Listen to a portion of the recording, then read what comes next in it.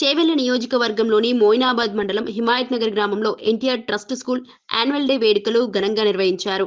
ఈ కార్యక్రమానికి ముఖ్య అతిథిగా హాజరై ఆంధ్రప్రదేశ్ రాష్ట్ర ముఖ్యమంత్రి నారా చంద్రబాబు నాయుడు మాట్లాడుతూ ఎన్టీఆర్ విద్యా సంస్థలో చదివిన విద్యార్థులు దేశ విదేశాల్లో వివిధ రంగాల్లో స్థిరపడి రాణించడం ఎంతో గర్వకారణమని చెప్పారు. ఒకప్పుడు రాజకీయ నాయకులకు శిక్షణ ఇచ్చిన ఈ సంస్థ ఇప్పుడు విద్యార్థులకు నాణ్యమైన విద్యతో శిక్షణ అందించడం ఎంతో సంతోషకరమని అన్నారు. పేరెంట్స్ అందరికీ మరొకసారి నమస్కారం, అభినందనలు, శుభాభినందనలు. అందరూ ఇంగ్లీష్లో మాట్లాడారు, నేను మాత్రం తెలుగు గడ్డ మీద తెలుగులోనే మాట్లాడుతున్నాను.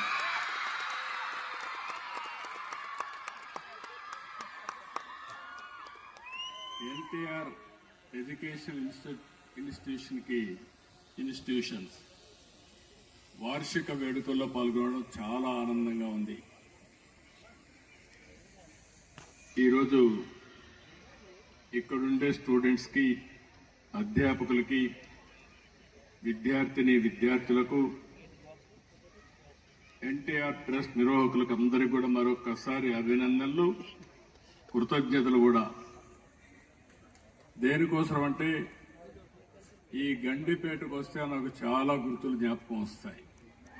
ఒకప్పుడు రాజకీయ నాయకులకు శిక్షణ ఇచ్చిన కేంద్రం ఇప్పుడు చిన్నారి పిల్లలందరికీ, స్టూడెంట్స్కి అందరికీ శిక్షణ ఇచ్చే పరిస్థితి వచ్చింది.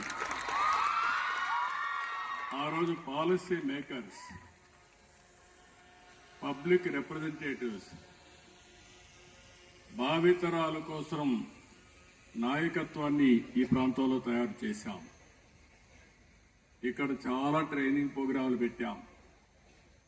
ఇప్పుడు మీరు చదువుకునే ఈ క్లాస్ రూమ్లన్నీ ఆ రోజు రాజకీయ నాయకులకు శిక్షణ తరగతులు ఇవన్నీ. అలాంటి ప్రదేశంలో మీరు చూస్తే మొట్టమొదటిసారిగా 1997 ఫిబ్రవరి 15 ఎన్టీఆర్ మెమోరియల్ ట్రస్ట్ ఏర్పాటు చేశాం. మొట్టమొదటిసారిగా 2005 జూన్ 23 ఎన్టీఆర్ మెమోరియల్ ట్రస్ట్ ద్వారా ఎడ్యుకేషన్ ఇన్స్టిట్యూషన్స్ ప్రారంభించాం. ఓసారి అవసరం ముందు ట్రస్ట్ పెట్టాం. ఆ ట్రస్ట్ తర్వాత 2005లో చాలా మంది పిల్లలు కొన్ని కారణాల వల్ల ఫ్యాక్షన్స్ లో కొంతమంది పిల్లలు చనిపోయేవాళ్ళు, కొంతమంది రోడ్ యాక్సిడెంట్ లో చనిపోయేవాళ్ళు, కొంతమంది తీవ్రవాదుల వల్ల చనిపోయేవాళ్ళు. అలాంటి సమయంలో ఆ పిల్లలంతా అనాథలైపోతే, తల్లి తండ్రి లేని పిల్లలుగా తయారైతే ఆ పిల్లలకు పెద్ద దిక్కుగా ఉండాలి, వారికి ఏ లోటు లేకుండా చేయాలనే ఉద్దేశంతో